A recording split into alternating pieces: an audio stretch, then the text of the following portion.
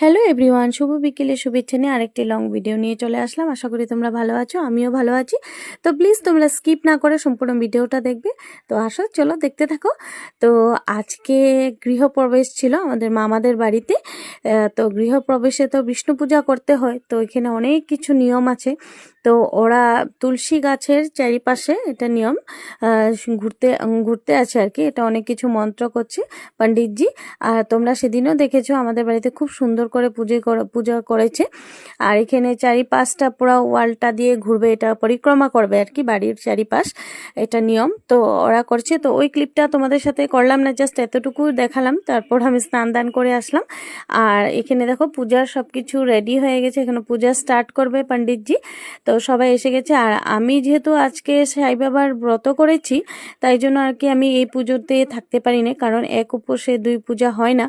তো এখানে পুজো টুজোর পর তারপর এখানে যজ্ঞর পাল্লা চলছে আর কি, যজ্ঞ দিচ্ছে। তো যতটুকু ক্লিপ তোমাদের সাথে পারি শেয়ার করছি। তো আমি যেহেতু আরেকটা পূজা করব বলে আমি এখানে কোনো কিছুই করিনি, কারণ এক উপাসে দুই পূজা হয় না।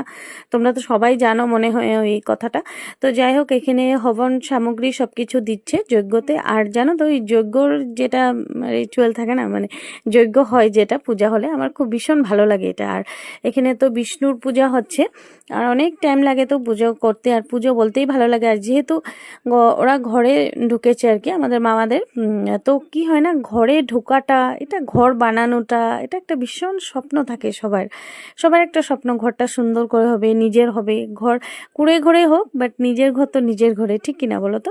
তারপর ওরা অনেক স্বপ্নের অনেক আশার ঘর মোটামুটি হয়েছে, সম্পূর্ণ কমপ্লিট হয়নি ঘরটা, যতটুকু হয়েছে। তো আজকে দিনটা ভালো, তাই বলে আর কি আজকে পুজোটা দিয়ে দিয়েছে। আর এদিকে অঞ্জলি হচ্ছে, আর আমি ক্লিপগুলো তুলছি, কারণ বাড়ির পুজো টুজো দিয়ে এসে তারপর ওদের ভিডিওগুলো করা হয়েছে। আর বাড়িতে রাত্রে, যেহেতু আমি সাই বাবার ব্রত করি, তো রাত্রে আমি সন্ধ্যার পর আর কি বাবার পুজোটা করি।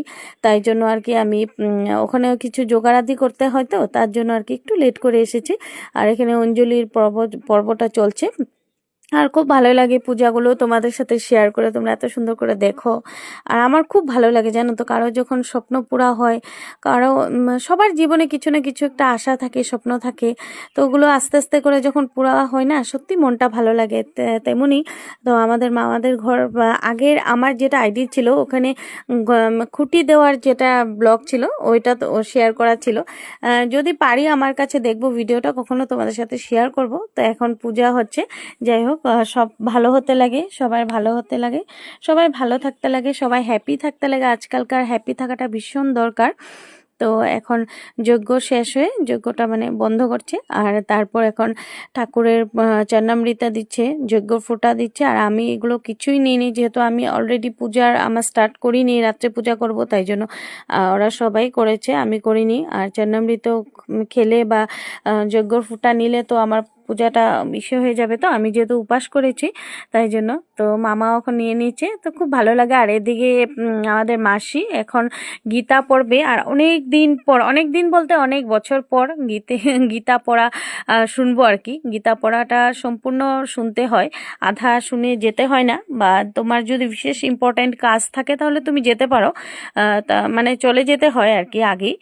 বাট অনেক দিন পর যখন গীতা পড়াটা শুনেছি, খুব ভাল লাগছে শুনে আর কি, মনটা ভাল লাগে আর কি। গীতা পড়া মনটাও ভালো লাগে। অনেক কিছু জিনিস আমরা তো সচরাচর আজকালকার যুগে তো ভীষণ আপডেট হয়ে গেছে, তাই জন্য আর কি আজকালকার বাচ্চারা তো গীতা কি চিনবেই না হয়তো কয়দিন পর, এমন একটা জামানা হয়ে গেছে। যাই হোক, তারপর ওরা কীর্তনাদি স্টার্ট করলো, আমিও একটু একটু কীর্তন টীর্তন করে তারপর বাড়ি ফিরে আসলাম।